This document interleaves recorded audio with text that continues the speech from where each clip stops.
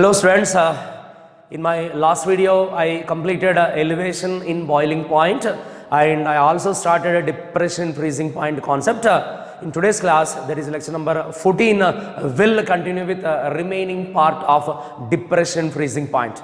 Let's recall once again what is the depression freezing point. Before that, we'll just see what is the freezing point. What is freezing point means the temperature at which vapor pressure of a solid becomes equals to vapor pressure of its corresponding liquid is called as its freezing point. The temperature at which vapor pressure of solid becomes equals to vapor pressure of its corresponding liquid is called as its freezing point. As far as water is concerned, freezing point is 0 degrees centigrade. What is its mean? At 0 degrees centigrade, ice vapor pressure and water vapor pressure are same. Therefore, this temperature we have taken as a freezing point of water. Right. Then, what is meant by depression in freezing point? Depression is nothing but decreasing. What is meant by depression freezing point means in the pure solvent when a non-volatile solute is added. In pure solvent, when non-volatile solute is added, then its freezing point will decrease. Its freezing point will be lowered. Then that is called as a depression freezing point. I'll repeat. When a non-volatile solute is added in pure solvent, then a pure solvent's freezing point decreases. Then that phenomena is called as a depression freezing point.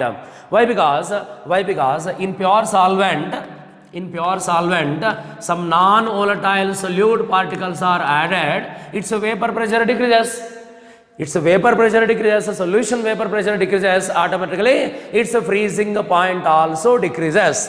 Therefore, how to define now depression in freezing point means the decrease in the freezing point of solution. The decrease in the freezing point of solution when non-volatile solute is added in it is called as a depression in freezing point. Once again, the decrease in the freezing point of solution when non-volatile solute is added in it is called as a depression freezing point. In the last class, I given one example. Pure water freezing point is, say for example, 10 degrees centigrade. And some salt water, if you take, freezing point is not, pure water freezing point 0 degrees, Pure water freezing point is 0 degrees centigrade and salt water freezing point is not 0 degrees centigrade. Definitely below 0 degrees centigrade will be there. It may, just imagine, it may minus 20 degrees centigrade. Just example purpose I have given here. Means definitely what happened here, a non-volatile solute is present. Because of non-volatile solute, freezing point has decreased. Then this phenomena only called as a depression in freezing point. Now depression freezing point, let's discuss along with the graphical representation. Now we'll see graph. In graph, what I am doing, on y-axis vapor pressure has taken, on x-axis temperature has taken. First, please try to understand the first curve. First curve is related to pure liquid solvent curve. Means first what I am doing will come from right side to left side. Right side to left side when we are coming, temperature decreases. Right now, temperature is this much, for example, right now. Then in that temperature or at that temperature, our pure solvent is in liquid state. Okay. Then temperature gradually I am decreasing. Temperature decreasing, and again after reaching this point also again temperature decreasing. After reaching this point, when temperature decreases, it becomes a solid state. Now what happened at this temperature? Vapor pressure of solid and liquid. See here. Here solid and liquid both are at equilibrium state, and at this point both vapor pressures are equal. Therefore that temperature I have taken as a freezing point of that solvent. Once again we are coming from right side to left side. Right now I have taken at this temperature one solvent. temperature I am decreasing, and one point reached. Again temperature decreases means it is converting into solid state, of course. At this point what happened? There is a liquid state, solid state, both vapor pressure becomes same. I'll repeat, solid vapor pressure, liquid vapor pressure, both are same at this point. That's why that point related temperature I am taking, that temperature only called as freezing point of pure solvent. What is the definition of freezing point? The temperature at which vapor pressure of solid and liquid are same, then that temperature only called as its freezing point. Right. Next what I am doing?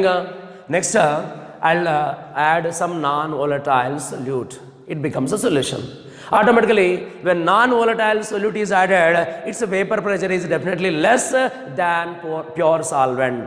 That's why another curve I have taken below the pure solvent. Below, I am taking this one. Why? Definitely it is a solution curve. Solution vapor pressure is definitely less than pure solvent. That's why again here also, right now solution is at this temperature. Right now it is also liquid state. Okay, again here also temperature decreases, solution temperature also decreases, and it is touching at this point. Okay, now at this point what happened? Solid and liquid, solution is of course liquid, solid and liquid, vapor pressure are equalizing. Solid liquid vapor pressures becomes equal. That temperature we are taking it as freezing point of solution. It is a freezing point of solvent, it is a freezing point of solution. No any confusion. First pure solvent, temperature decreasing. At this point, liquid temperature, liquid as well as a solid, both vapor pressures equalizes. Both vapor pressures are same. Then its corresponding temperature is taken as its freezing point.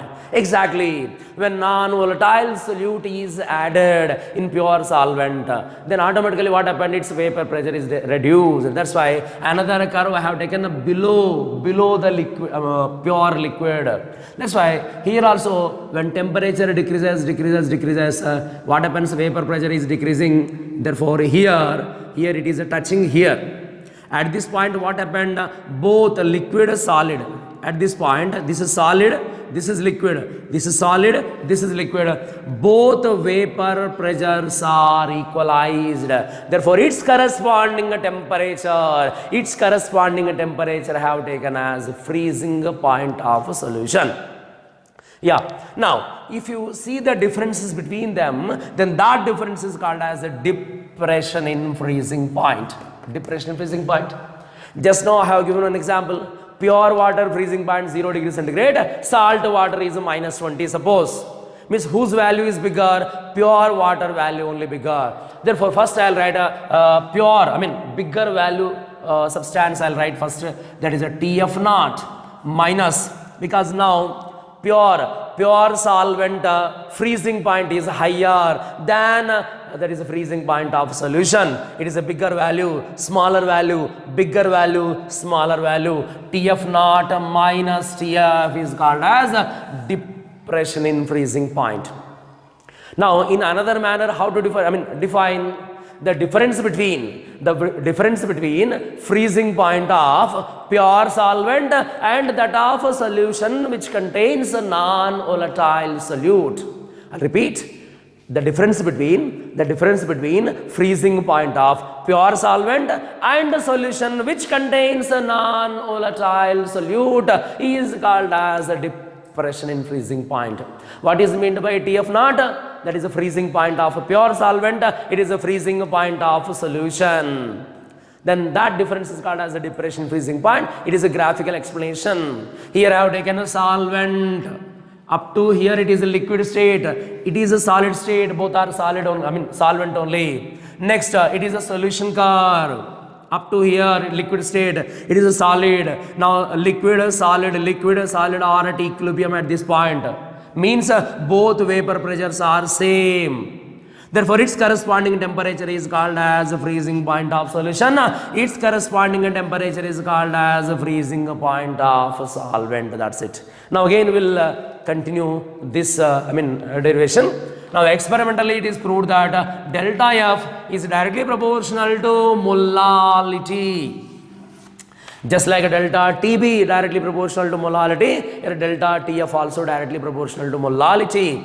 Therefore, delta TF is equals to KF into small m. Of course, up to this in the last video I explained clearly. Here what is M? M for molality, delta TF depression freezing point, KF molal depression constant, or it is also called as a cryoscopic constant. And its units in the last video only explained. KF units are Kelvin kg per mole, and we can also define it like this: KF equal to delta TF by M. If you take M equal to 1, KF equal to delta TF. M equal to 1 means 1 mole solute present in 1 kg solvent. Therefore, how to define KF? There is a KF is also depression freezing point. It is also depression freezing point when 1 mole of solute is present in 1 kg of solvent. Right. Now we'll expand this formula once again. Okay. Instead of molality, we'll write its formula. Delta TF is equals to KF into W2 divided by M2 into 1000 divided by W1 is its complete formula. Then all the terms are familiar to you. Delta TF, depression freezing point. It is molar depression constant, mass of solute, molar mass of solute, mass of solvent. Anyhow, 1000 is of course 1000 only. Okay, right. Now here one more point is KF value also depends on nature of solvent. Sometimes KF value will not be given. Then how to get KF value? It's quite similar to KB, what we have learned in our last class. We'll write KF formulas now. KF is equals to R TF naught square divided by LF. We'll write then 1000 into LF will write, that is equals to M1 or TF naught square divided by, that is 1000 into delta THF. Okay, delta THF is its formula. F for here fusion, of course. Wherever F is there, we'll write fusion. Here also fusion will write. This is the formula to find KF. We will expand the terms again. R, gas constant. 1000, of course 1000. It is M1 molar mass of solvent, because it is depends on nature of solvent only, but not solute. M1 molar mass of solvent. R is gas constant. Right. Now TF naught. Not we are using. Not means it is a pure solvent freezing point. Remember, TF nothing but TF naught, of course. TF naught is pure solvent freezing point. Pure solvent freezing point whole square, of course. Now the new terms are L fusion, LF, delta HF. What is LF? What is delta HF? We'll write here. Delta HF, nothing but it is molal enthalpy of fusion, or we'll write enthalpy of fusion per mole of solvent. That's it. Enthalpy of fusion per mole of solvent. Then LF. Here also latent heat of fusion. Latent heat of fusion per gram of solvent. That's it. It is per mole of solvent per gram of solvent, per mole of solvent per gram of solvent. Once again, enthalpy of fusion per mole of solvent, latent heat of fusion per gram of solvent. They are quite similar to delta HB, that is a delta HB as well as LB we have learned already. LV we have learned already in elevation boiling point. Okay. So once again, Kf equals to R Tf naught square divided by 1000 into L fusion, that is equals to M1 R Tf naught square divided by 1000 into delta H fusion. All the terms we have explained. Now what I am doing, we'll just relate them. We'll get one new formula. We'll write both the formulas adjacent to each other. Once again, 1000 into LF is equals to M1 R Tf naught square divided by 1000 into delta H fusion. Similar terms just will cancel. RTF naught square, RTF naught square, 1000, 1000. 1 by LF is equals to M1 divided by delta HF. Sorry, delta HF. Now I want LF. LF is equals to delta HF divided by N1, or delta HF is equals to cross multiplication LF into M1. That's it. Because this is for 1 gram, this is for 1 mole. 1 gram, 1 mole, 1 gram, 1 mole. That's why I just multiplied with the molar mass to make them same, to make them equal. That's it. This is about depression in freezing point. Now, based on a depression freezing point, let's solve some problems. Right. Yeah, we'll see the question, but before we'll going to solve the question, here we'll just see the definitions of delta HF, LF. These definitions are quite similar to previously we have learned delta HV, LV type of definitions only. Let's see now. Delta HF, the amount of energy required to convert 1 mole of solid into liquid is called as the delta HF. I'll repeat. The amount of energy required to convert 1 mole of solid into liquid is called as delta HF. Then what is LF? Same definition. Instead of 1 mole, we'll write 1 gram. That's it. The amount of energy required to convert 1 gram of solid into liquid is called as LV. LV, that is delta HF, sorry, LF. LF. LV, previous case, it is LF. F for fusion, V for vaporization, no confusion. It is a delta HF, LF. That's it. Now we'll see the question. 45 grams of ethylene glycol, its formula also given, is mixed with 600 grams of water. Calculate the freezing point depression. Freezing point depression is nothing but a depression in freezing point, its meaning. Depression freezing point as well as the freezing point of solution, nothing but a TF is asking. Two questions are asking. Let's solve now both the questions. Answer first, answers in that A will solve them. Freezing point depression, that is a delta TF. We'll do one thing, otherwise first we'll write the data. 45 grams of ethylene glycol, that is a W2, mass of solute it is 45 grams. Then M2, molar mass of ethylene glycol. Molar mass of ethylene glycol we can calculate because formula has given its molar mass is 62. You just calculate gram per mole. Next, mass of solvent, 600 grams mass of solvent, that is water. That's, and KF. KF is 1.8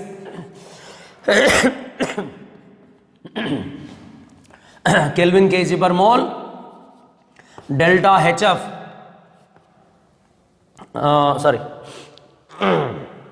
delta TF is asking. Depression freezing point. Depression in freezing point he is asking. I will write the formula. Delta TF equals to KF into W2 divided by M2 into 1000 divided by W1. All values are available. 1.86 into W2, 45 divided by 62 into 1000 divided by 600. If you do the simplification, you will get 2.2 kelvins. 2.2 kelvins is delta TF. A has completed. Now we will go to B. B, what is B? freezing point of solution TF. First we'll write delta TF is equals to TF naught minus TF is the formula, because here TF naught is bigger, TF is smaller in case of a depression freezing point. Now I want TF. That's why what I am doing now. TF will bring LHS, delta TF will bring RHS. This minus becomes plus, plus becomes minus, like this. TF is equals to minus TF becomes plus TF equals to TF naught. This plus delta TF is going and converted as minus delta TF. TF naught, who is a solvent? Water is solvent. Then TF naught, pure water freezing point. Pure water freezing point is 0 degrees centigrade. But in Kelvin, 273, exact value 273.15 is exact value. In Kelvins, I have taken in the Kelvins. 0 degrees centigrade plus 273.15 minus delta TF also is obtained in the Kelvin only. That's why we have taken in the Kelvin minus 2.2. Just if you do the subtraction, you will get 270.9 kelvins is answer. That is freezing point of solution. That's it. Here 45 grams of ethylene glycol is mixed with 600 grams of water. Water is pure solvent. Calculate freezing point depression, nothing but depression freezing point delta TF and freezing point of solution TF, right. We'll see next question. Yeah, next question is like this. 1 gram of non-electrolyte solute is dissolved in 50 grams of benzene. Lower the freezing point of benzene by 0.4 Kelvin. Means depression in freezing point has given directly in the question. The freezing point depression constant, that is nothing but Kf value also given, and is asking molar mass of solute M2 he is asking. First we will write the given data clearly. W2 mass of solute 1 gram, molar mass of solute, that only is asking, and a mass of solvent 50 grams of benzene is a solvent 50 grams.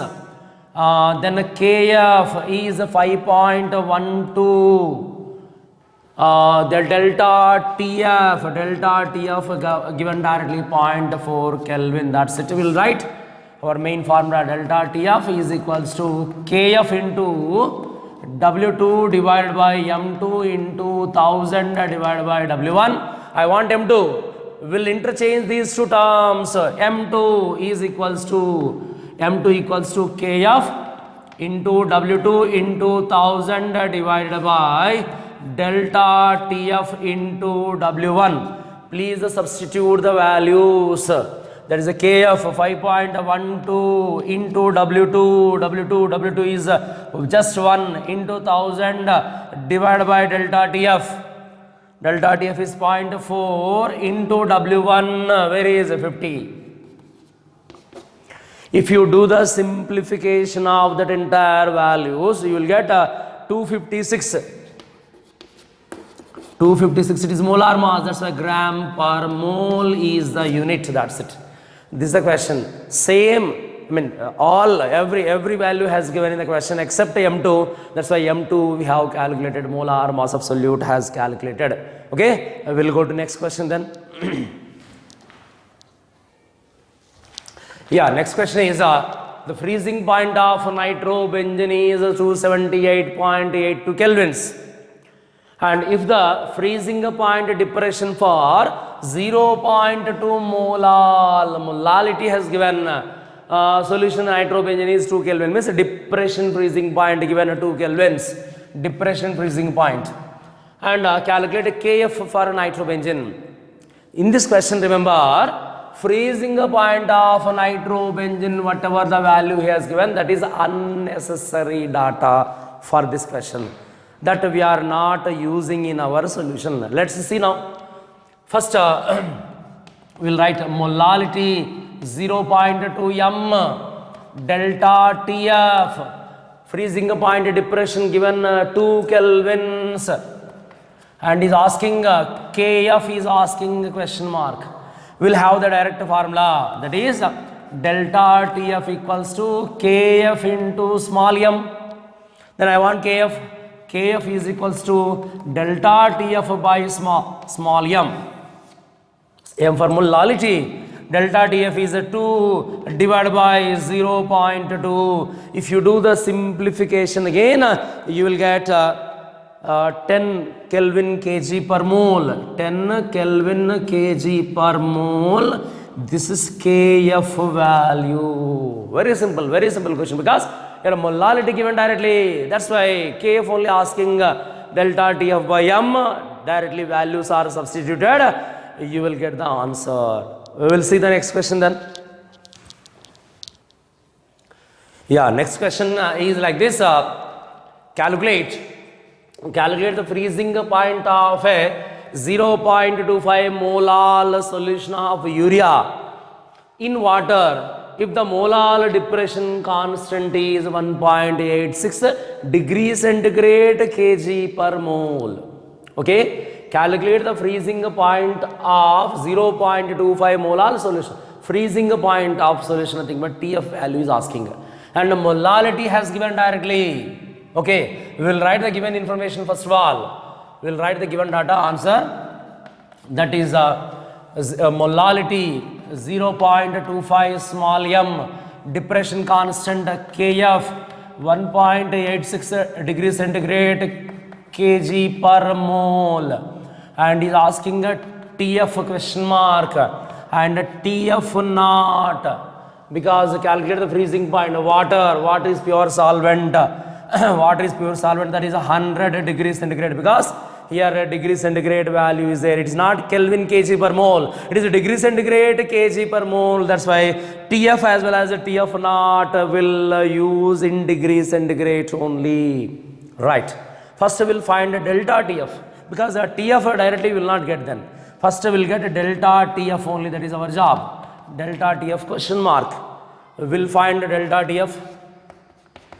Delta TF equals to Kf into m, that is 1.86 into molality 0.25, and if you multiply both the values, you will get 0.46, 0.465 degree centigrade you will get.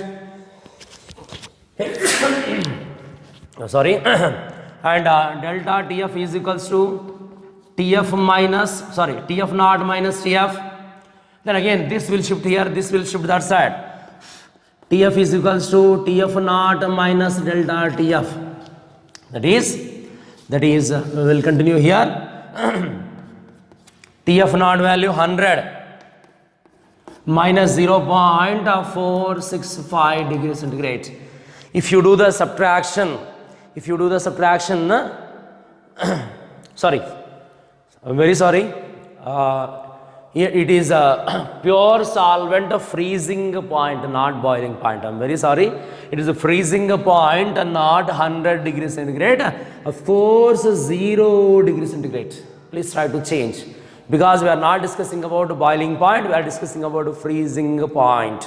That's why then 0, that's why here also we will write 0. Okay, 0 minus 0.465 means you will get a TF value.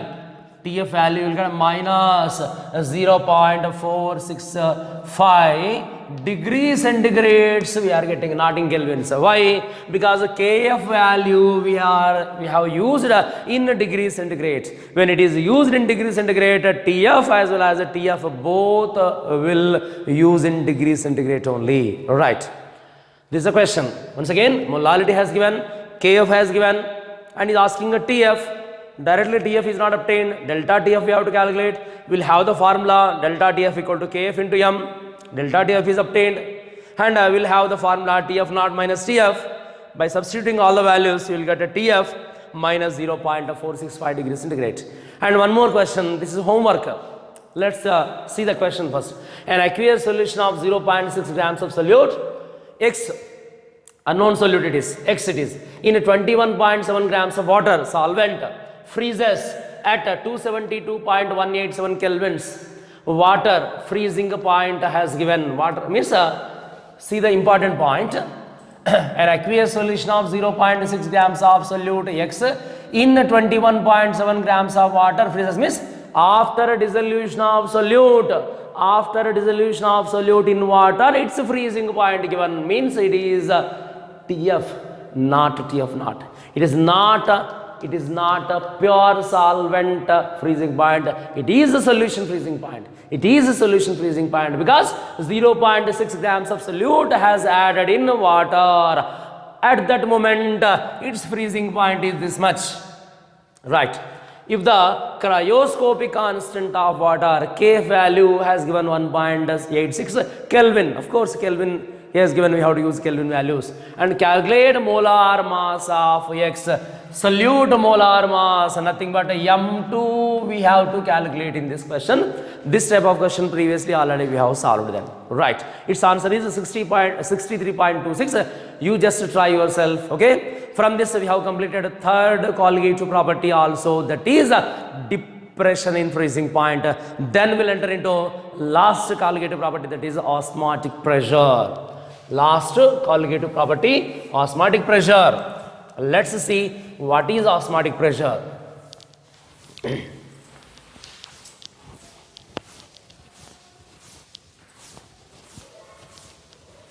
Osmotic pressure, fourth colligative property.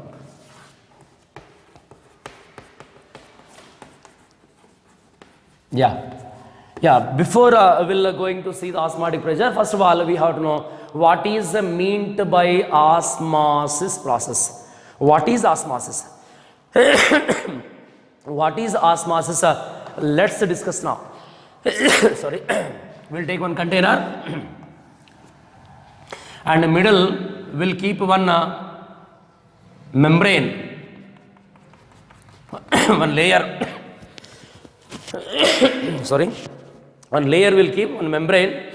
Its name is a semi-permeable membrane. What is a semi-permeable membrane? That also I'll explain later. And here this side I am taking a pure solvent. I am taking this side pure solvent. Left side pure solvent. And this side I am taking a solution which contains non-volatile solute. Otherwise we can say solution, we can say directly. Solution has taken, because in that solute also present. Solution has taken a right side. Solution has taken a right side of this container. Now what happens? Let's discuss now. We are discussing first osmosis process. What is osmosis? We'll see that. Osmosis means the movement of solvent molecules. The movement of solvent molecules through semi-permeable membrane. The movement of solvent molecules through semi-permeable membrane from solvent into solution is called as osmosis process. I'll repeat once again. The movement of solvent molecules from solvent to solution through semi-permeable membrane is called as osmosis process. Or we can say another manner also, that is the movement of that is solvent particles from dilute solution to concentrated solution, or the movement of solvent particles from lower concentration region to higher concentration region is called as osmosis process. Once again, in osmosis always remember solvent is going from solvent to solution. Solvent is going from its chamber into solution chamber, means lower concentration to higher concentration region. Dilute solution to concentrated solution, solvent molecules will move through semi-permeable membrane is called as osmosis process. That's it. Right. Now what is meant by semi-permeable membrane? semi-permeable membrane which allows only solvent molecules to pass through it but not solute particles. I'll repeat. Semi-permeable membrane which allows to pass only solvent molecules but not solute particles through it, because it is having very small holes in it. Then semi-permeable membrane is two types. Two types of semi-permeable membranes are there. Natural semi-permeable membranes are there. Artificial semi-permeable membranes also there. Then natural semi-permeable membrane examples, if you see, parchment paper as well as pig's bladder skin, as well as goat's bladder skin. All these are natural semi-permeable membranes. Okay, that is a parchment paper, pig's bladder, goat's bladder is considered as a natural semi-permeable membrane. Then we will see artificial semi-permeable membrane. Artificial, I'll write the rest. Artificial. There is a Cu2FeCN6. Cupric ferrocyanide is incorporated or kept. Simply we can take cupric ferrocyanide, doesn't matter. It is one of the example of artificial semi-permeable membrane. Cupric ferrocyanide as well as cellulose nitrate polymer is also artificial semi-permeable membrane, and another one is cellophane is another artificial semi-permeable membrane. Like that, natural membranes are there, artificial membranes also there, but ultimate aim is they will allow only solvent molecules to pass through them but not solute particles. This is about osmosis process. Now we'll see what is osmotic pressure, because our colligative property is osmotic pressure. Yeah, what is osmotic pressure? Let's discuss now. Same diagram again I am using.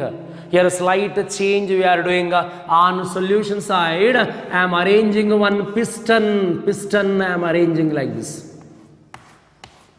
Through piston I am applying some pressure. Via this piston on solution side. I'll repeat once again. The external pressure applied on the solution side to just stop the osmosis process is called as osmotic pressure, because solvent molecules are coming from solvent to solution. But if you apply some pressure, then coming of solvent into solution will be stopped. Solvent molecules will not enter into solution. Because you are applying some pressure. At what pressure? At what external pressure? Then osmosis process has just stopped. That pressure only called as osmotic pressure.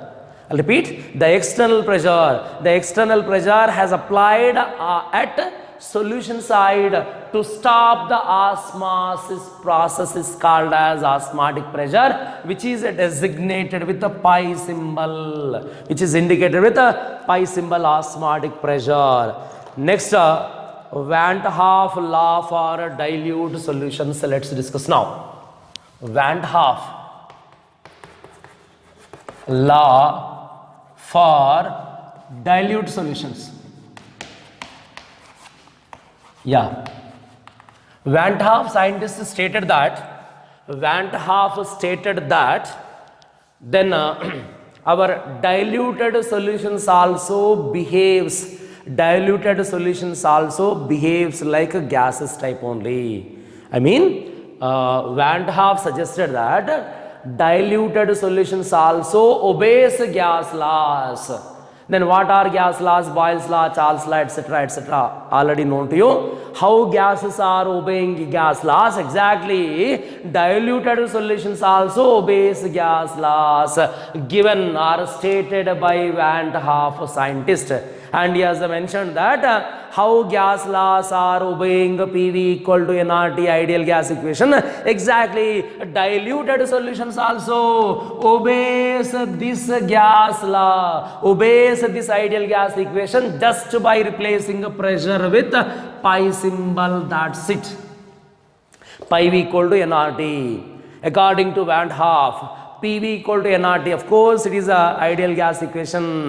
That gas equation is also obeyed by diluted solutions also, just by replacing P with pi. That's it. Now, what is pi? Pi is osmotic pressure, V volume, N number of moles of solute, R equal to S will mention. R is gas constant, S for solution constant, but of course both are having the same values only. In case of diluted solutions, we can also indicate with the S symbol, doesn't matter. R, S both are same for diluted solutions. It is nothing but a solution constant, but values are quite similar like R only. Its values are already known to you, 0.0821 liter atmosphere per mole Kelvin or 0.083 liter bar per mole Kelvin. If you take in atmospheres, pressure if you take atmospheres, this is R value. Pressure if you take in a bar, this is the R value, R nothing but S value. And of course, T is absolute temperature, that's it. Okay, this is only Van 't Hoff law for diluted solutions. Means how gases are showing gas equations, how gases behaves exhibits ideal gas equation. Exactly, diluted solutions also showing or exhibits ideal gas equation, that is PV equal to nRT. Then here just by replacing P with pi V equal to nRT, shown by even diluted solutions also. Right, now we will just expand. How N already known to you, pi V equal to number of moles of solute. I will write W2 divided by, otherwise wait. We will do one thing. First, this formula I will just change. V will shift RHS, NVRT we can write. NV, number of moles per liter, nothing but molarity, nothing but concentration. That's a pi equal to CRT we can write. This is one formula. Then at constant temperature, remember, constant temperature means temperature constant or anyhow constant only. We can write pi proportional to C at constant temperature. Pi proportional to C. Now based on this formula also, we have one question, we have one problem. Let's discuss that question first of all. After that we'll expand the formula. Okay, pi equal to CRT based question, let's discuss now. Yeah, the question I'll write here. Calculate the osmotic pressure is asking in bar, particularly of 5% W by V, 5% W by V of solution of urea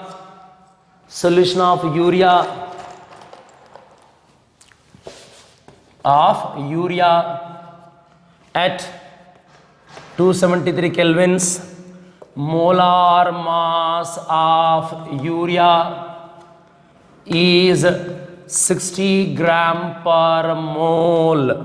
That's it. This is the question. Now, what is asking? Osmotic pressure. He is asking. Osmotic pressure is nothing but pi. But here one hint has given 5% W by V of solution.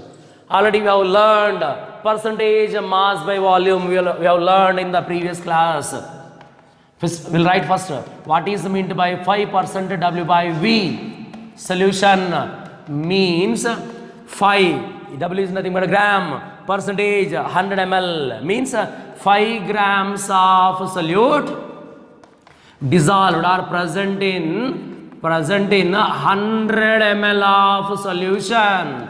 100 ml of solution. It is mass of solute, volume of solution. This already known to you.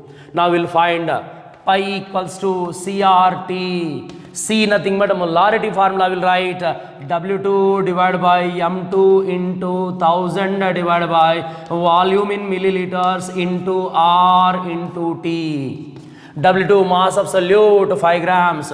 Molar mass of solute urea molar mass 60 into 1000 divided by volume 5 grams present in 100 ml. 100 into R value. See, the important point is asking in bar, means R value we have to take in terms of bar, that is 0.083 liter bar per mole Kelvin. This we have to take, right? Temperature is 273 kelvins temperature, of course, right? Again, if you do the simplification, you will get a pi value 18.83 bar. You will get a pi equals to 18.83 bar is obtained, because he is asking particularly in bar. That's why you will get in bar only. You will get a compulsory in bar. Why? Because R value we have taken in terms of bar. Suppose here if he has asked in terms of atmosphere, if he asked in terms of atmosphere, then which R value will take? Will take at the time 0.0821 liter atmosphere per mole Kelvin value we have to take when pressure has asked in terms of atmosphere. That's it. Bar means bar related value. Atmosphere means atmosphere related values only we have to take. Right. Next, we'll expand the formula. Pi v equal to nRT, just will expand. Pi v is equals to n, nothing but n2 RT I can write. Number of moles of solute. Therefore, pi v is equals to W2 divided by M2 into RT. Then M2 will shift LHS. Sorry, M2 will bring LHS. Therefore, you will get W2 RT by pi v. You will get one formula. Means from osmotic pressure also we can calculate molar mass of solute. And here important point is, with the help of this formula, we can calculate molar mass of macromolecules like polymers, proteins, etc. Molar masses can be calculated by this formula.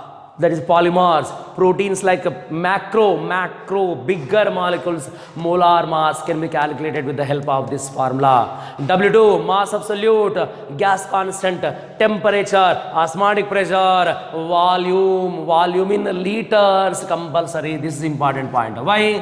Because R value we are using 0.0821 liter atmosphere per mole Kelvin, means pressure compulsory should be in atmosphere. Volume should be in liters.